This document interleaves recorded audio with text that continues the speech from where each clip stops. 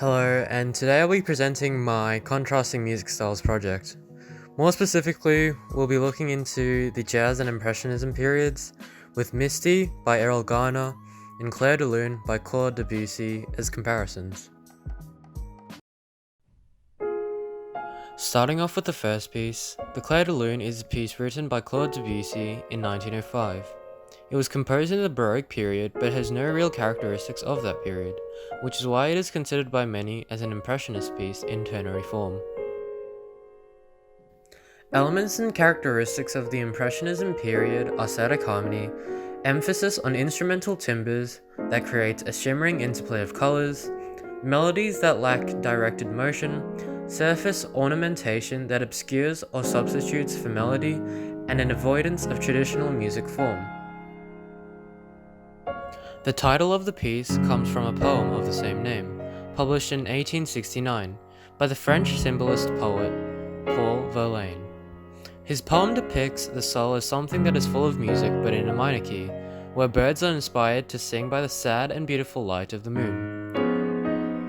The piano piece, Clair de Lune, was written by Claude Debussy around 1980, at age 28, before many revisions and then a final publication in 1905. The music rose in agitation, featuring some of Debussy's characteristic rule-breaking when it comes to chords. He didn't choose clusters of notes to adhere to, and I presume he chose them for the specific mood they created, even if they were dissonant.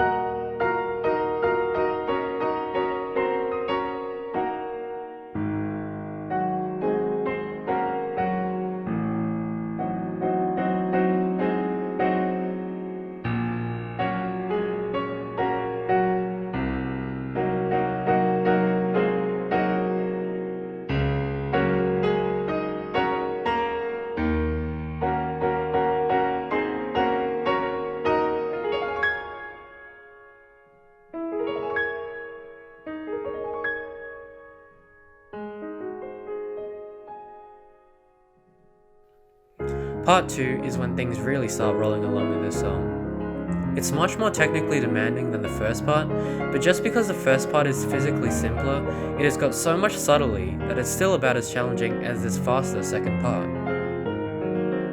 All of the second section involves running arpeggios and plenty of motion. Take a listen to the climactic moment of the piece.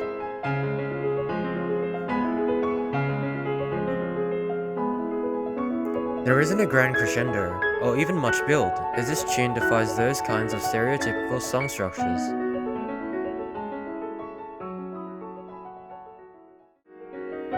Part 3 sees a return to the opening theme, but it's not an exact replica. Arpeggio fragments continue in the left hand, creating a fluid and changing harmony. Finally, in the ending arpeggios that echo part 2, we get that perfect cadence, the dominant tonic harmony that Debussy used extremely sparingly in the entire piece. Finally, at the end of the song, we get a sense of peace by hearing that cadence. It gives us our tonal footing and makes the final notes feel well earned and satisfying.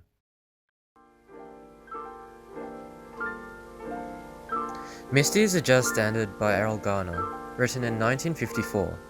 It was composed during an ever-changing jazz period and takes on the A1, A2, B, A2 form.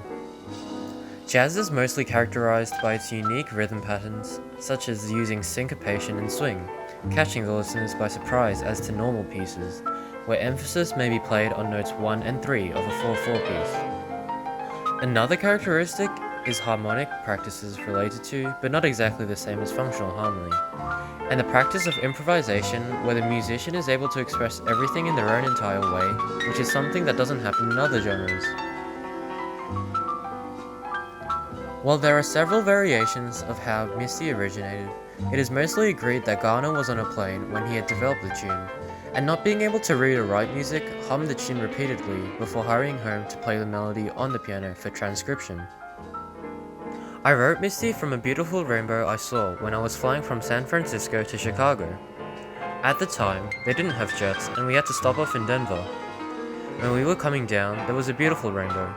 This rainbow was fascinating because it wasn't long but very wide, and in every color you could imagine. With the dewdrops and the windows being misty, that fine rain, that's how I named it Misty.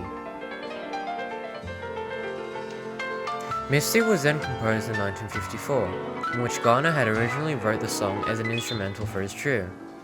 Singer Johnny Mathis heard it, loved it, and eventually asked lyricist Johnny Burke to write words for it. Burke had been part of Bing Crosby's songwriting team alongside Jimmy Van Heusen. The two famously composed the Academy Award-winning song, Singing on a Star, from the 1954 film Going My Way. Misty became a hit for 5 different artists between 1959 and 1975.